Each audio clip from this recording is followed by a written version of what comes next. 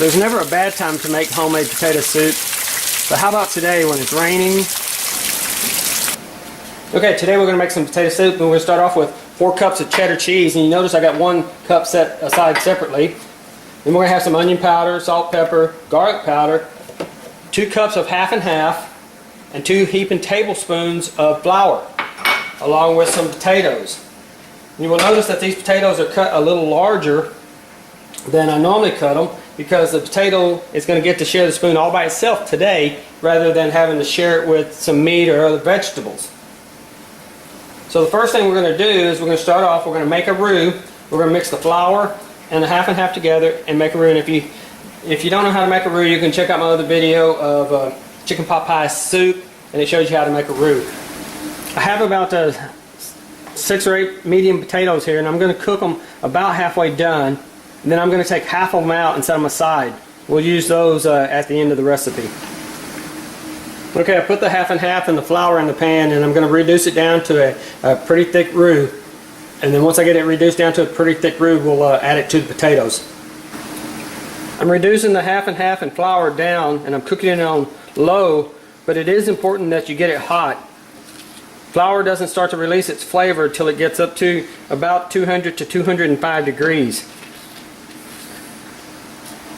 In the meantime, I've got the potatoes cooking at the same time. Okay, the roux is getting pretty thick right now. We're going to take it off of the fire in just a moment and let it sit while the potatoes finish up. The roux has thickened up pretty good. I'm getting close to adding it to the potatoes. At this point, the potatoes are about half cooked. I'm going to take them off, drain them, divide them in half, and put half of them back in the pan. I have about half of the potatoes here, and I've mashed them, and I've added some water into it just to give it a little moisture. Now I'm fixing to add the roux. Okay, what I've done now is I've added the roux in with it, and I've added a little more water because I want to reduce this down, the potatoes down even further. I want the potatoes to be completely cooked through so that they fall apart in the pan. Okay, at this point we're going to reduce this down and get these potatoes cooked thoroughly.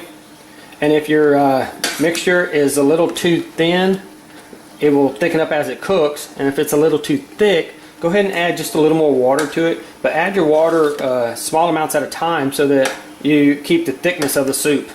We want to keep this thickness even after potatoes finish cooking. So we're going to let this cook down, get those potatoes finished up. While this is cooking down, we're going to go ahead and add salt, pepper, onion powder, and garlic to taste. Remember to start off with this small amounts of your seasoning, and you can always add to it. Don't add a whole lot in the beginning. And while you're adding the seasoning, if there's one particular one that you like other than the 4 that I'm using, the salt, pepper, onion powder, garlic powder, feel free to add it at this time.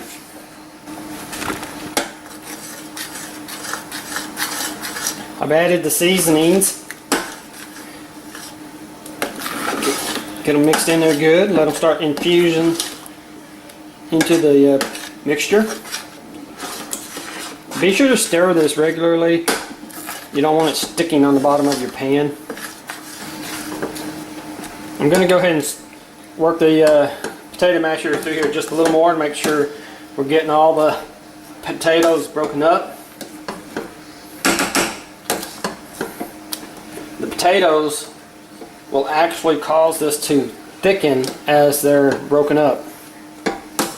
So once again, if you need a little more water in it, just add it. I've got the consistency that I want. So now I'm fixing to add back in the rest of the potatoes. Except this time we're not going to stir as much because we don't want these to break down. And I'm also adding the cheese at this point. We are going to stir it in some, but we're going to try to keep our stirring to a minimal.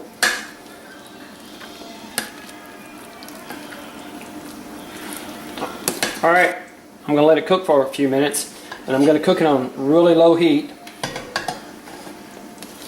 Just long enough to get the potatoes done. And I'm not going to stir it much more beyond this point right here, because I do not want to break the potatoes up.